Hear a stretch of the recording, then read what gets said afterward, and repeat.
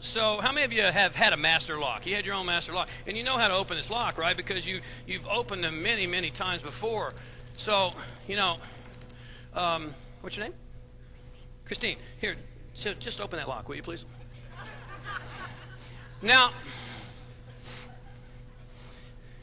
you see, many people think that success is related to chance or luck, but that's ludicrous. It's ludicrous. If success or chance or luck, it goes against everything we've been taught by every great teacher. How you doing, Christine? Just get the lock open. Okay. Now, there are specific laws that operate in your universe, and it can't be chance or luck. To say that chance or luck, that would say that there's some capricious higher power up there picking and choosing who will win and who will lose. What's your name, sir? Stephen. You will be successful. And what's your name? Lori? Sorry. I mean, it's nuts, isn't it? It goes against everything we've ever been taught about the creative source. It can't be chance or luck. How you doing, Christine? Still, you don't look like you're working very hard. You know what I think? You've opened this log before, right?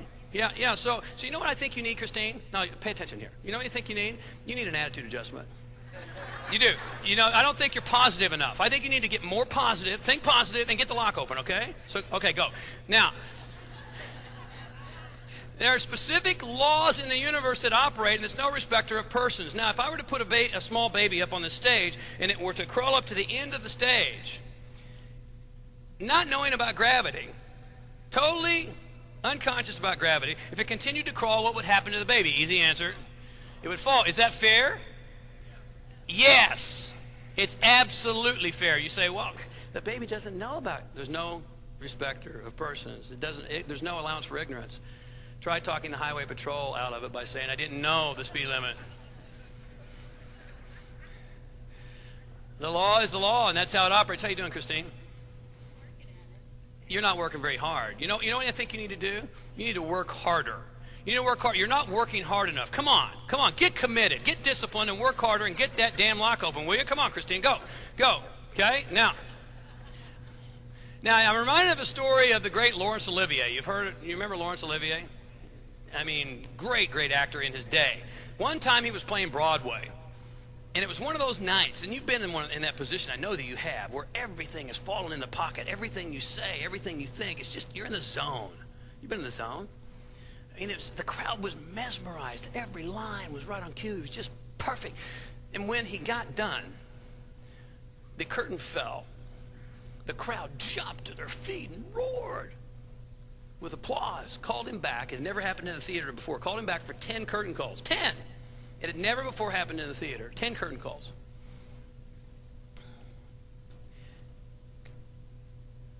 When they were done, finally, one of his friends was sitting about over here in the auditorium, and he went backstage. He had just had to talk to Laurence, and he convinced the stage manager to let him into his dressing room. He walked into Laurence's dressing room. Both of them did, and as they walked in, what they saw astounded them. Laurence, after the most phenomenal performance of his entire career, was storming around his dressing room, and he kicked a chair, and he spun around and knocked off a lamp. And the stage manager says, Laurence, what are you doing? Laurence, calm down. I mean, you just had the most amazing performance of your entire career. They called you back for 10 curtain calls. 10! It's never before happened in this theater. Laurence, you were absolutely incredible. And Laurence, now starting to calm down a bit, said, I know I was incredible, but I don't know why.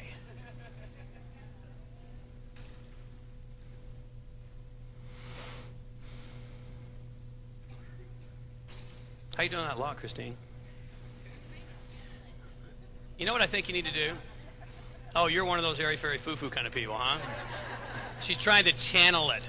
Get grounded, Lori. Come on. Or Christine, rather. Come on, right here. Christine, here's what you need to do. All right? You need a team. You need a team. So involve your team. Get some teamwork action going on here. Get your team involved. Team, come on. Help her out. Get that lock open.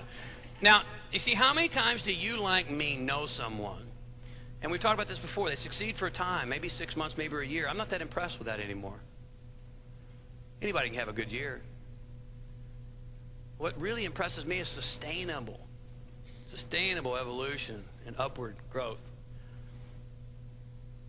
But how many times do you, like me, know someone who has a good year, a good 6 months, good year, a good little run, and then it slips through their fingers and they can't get it back, and they don't know why? Just like Lawrence.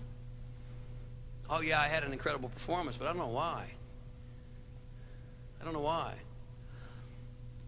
You see, that's, as I said to you earlier, how many times do we hear famous people interviewed and they say, hey, it's a lot of hard work and a whole lot of luck? They don't know why. And you know what's frightening about not knowing why is you can't reproduce it consciously. You can't reproduce it consciously. You see, once you understand, how you doing on that lock over there, Christine? No, it's supposed to be, it's Christine's lock. It's Christine's. She's using teamwork here, not, well, I know, because she gives up really easy, okay? Christine, what if I told you 8-18-4? Would that make a difference? Would you try it or do it? Difference. There's a difference. You see, once you understand the way things work, then you can consciously reproduce them. Does that make sense to you? Until you understand that, you chalk it up to chance or luck. You chalk it up to chance or luck. And then when it slips through your fingers, you cannot get it back. And you don't know why. And so part of your opportunity and objective this weekend and for the rest of your life is to continually understand and grow into, oh, I just heard something. Wait, stand up, Christine. Stand up. What do you got? What do you got there? Okay, bring it up here to me. Stand right there. Come on, you can give her a better hand than that. Stay there. No, stay there. Now, let me ask you this question. How many times can Christine open this lock? Every single time. I'm curious. Is there a metaphor here?